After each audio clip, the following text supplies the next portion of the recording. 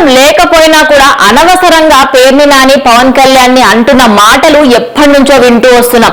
అవన్నీ ఎలా ఉండేటువంటి జనాలు ఇప్పటికీ కూడా ఆ మాటలు వింటూ ఉంటబ్బా ఎందుకు ప్రతిసారి అనవసరంగా అంటాడే అన్న ఫీలింగ్ ప్రతి ఒక్కరికి ఉండేది. అయితే ఇప్పుడు దానికి సంబంధించి ఎందుకు మాట్లాడుతున్నామంటే పోలింగ్ కి సంబంధించిన కౌంటింగ్ జరుగుతున్న ఈ సమయంలో పేర్ని నాని కొడుకు అయినటువంటి పేర్ని కిట్టుని ఓడించే దిశగా జనసేన వెళ్తున్నట్టుగా మనం తెలుసుకోవచ్చు. ఒకప్పుడు మచిలీపట్నంలో వారాహి యాత్ర చేస్తావా అనుకుంటూ ఈయన వేసిన ఒక మాటలు ఇప్పుడు దానికి సంబంధించి ఒక వీడియో అయితే చెక్కలు కొడుతోంది. అదేంటి అంటే ఒక మహిళ దానికి సంబంధించి కౌంటర్ ఇవ్వడము, మచిలీపట్నంలో వారాహితో వస్తావా అంటే వస్తున్నాడు నీ మొగుడు అని చెప్పేసి ఆమె మాట్లాడుతుంది. అసలు వీడియో చూద్దాము.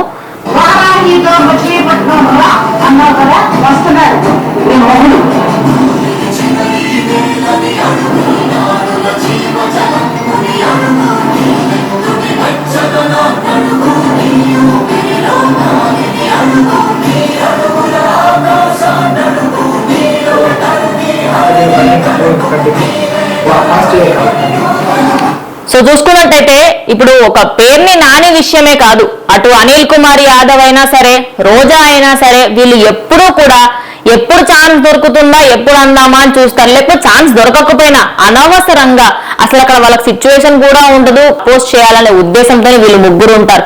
అయితే ఇలాంటి వాళ్ళు ఎంతో మంది వైఎస్ఆర్సీపీకి సంబంధించిన క్యాండిడేట్ ఇప్పుడు ఓడిపోతున్నట్టుగా మనకి క్లియర్ గా కనిపిస్తోంది.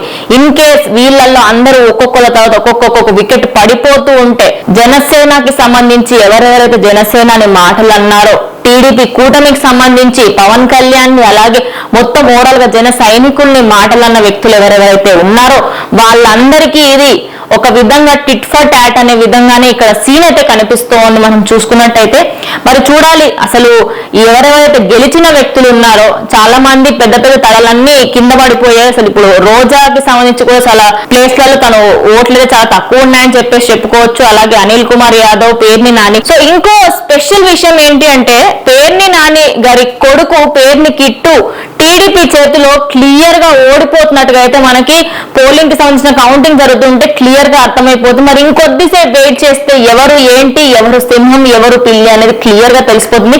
సో వెయిట్ చేసి చూద్దాం.